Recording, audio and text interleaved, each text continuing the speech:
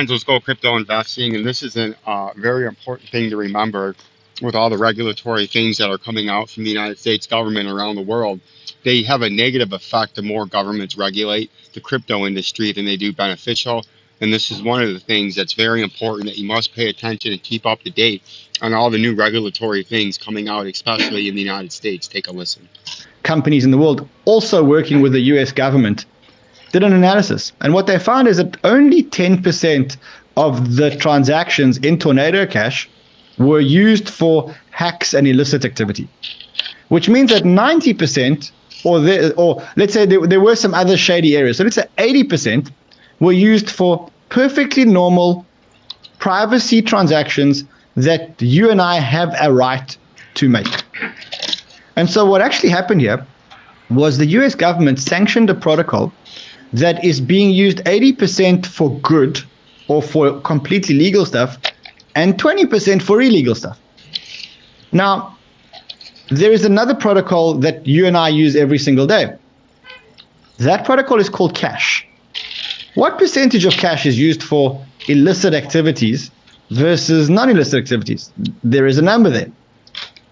Now, what the US have done here is they've put sanctions on this piece of software, on this decentralized piece of software that doesn't have a CEO or a marketing department. And the reason they're doing that, they're regulating decentralized platforms because they need to have the control. The government needs to have the control, right? Because as they unleash their central bank digital currency or the Fed dollar coin in the US, they're going to have to regulate all this other stuff that they think could compete with them.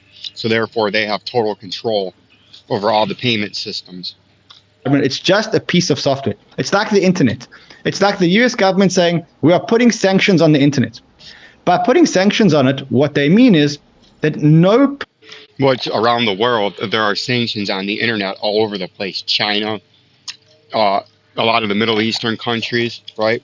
They sanction the news that you can watch. North Korea, the Philippines, Puerto Rico, they sanction what kind of news you can get and who you can get it from to make sure that their narrative is the only narrative that you hear, right?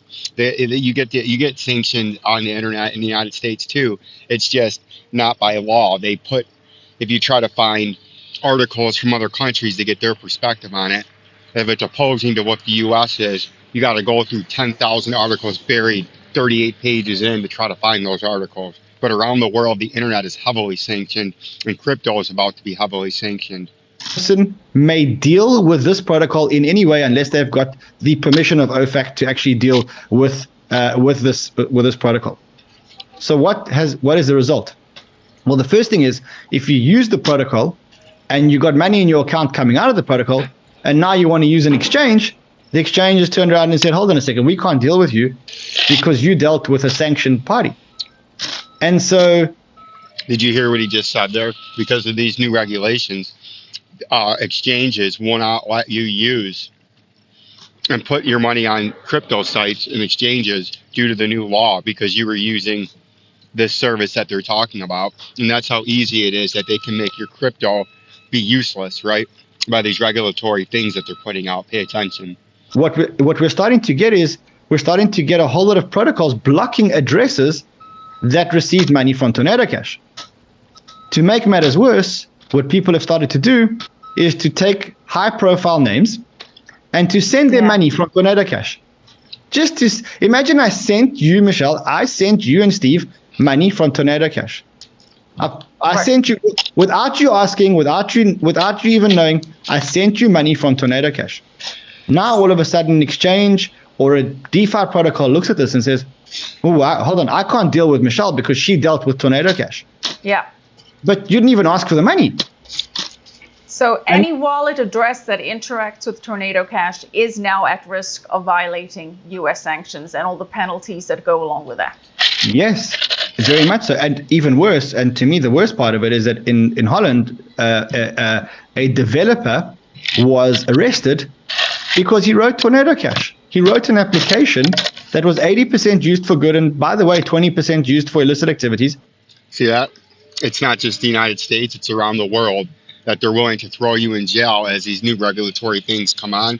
And it's going to make it even harder and more controlled as governments around the world start to infiltrate and lay out the groundwork for their central bank digital currencies in the cashless society that is to usher in.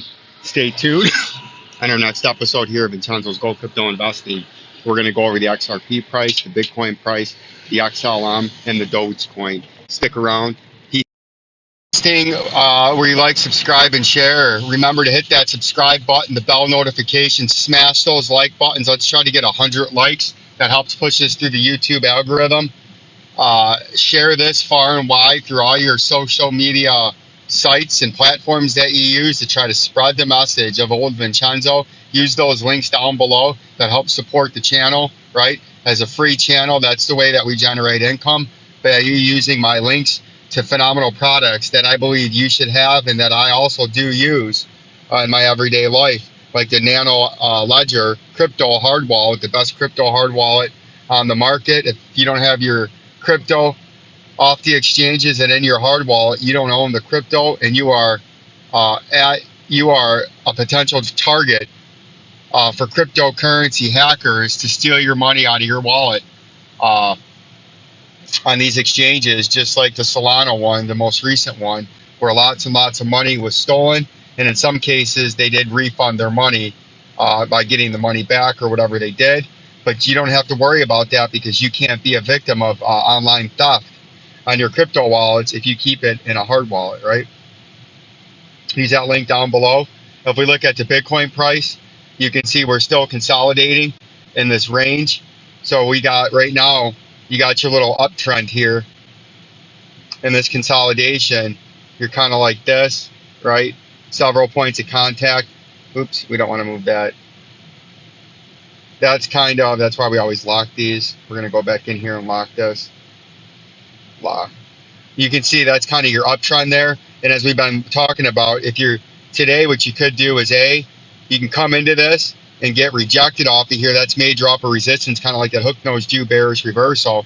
But that's the classic that often, but not always, that it likes to do when it finally breaks down or out of a pattern. And in this case, it's a symmetrical, or it's a bear flag that's in a rising channel, and it started on June 16th. So it's been just over 2 solid months in this bear flag, right? And now if this is the actual breakout, the breakdown, you would expect it to initially break through it with big price action, violent price action, and a big push down with a big momentum. And it did. It broke it with big momentum, very little resistance there. It shot straight through in a beautiful power move. Then what they like to do is they like to consolidate and then come back up and back test it and then get rejected, which confirms the breakdown. It doesn't always do it, but oftentimes it does it, and more times than not, you'll notice it like that. And that would be when you look back at it several days to a week or two later, and the price action is way down here. You would look at that as the classic, what finally gave it away, that it was a confirmed breakdown by it going so far in a power move below it, which you can see from the support, it power moved down 5.5% to 6%, right? And then you have a power move back up just to get rejected, right? And then it's a confirmed breakdown, and you go down towards your technical target, which is 13,300.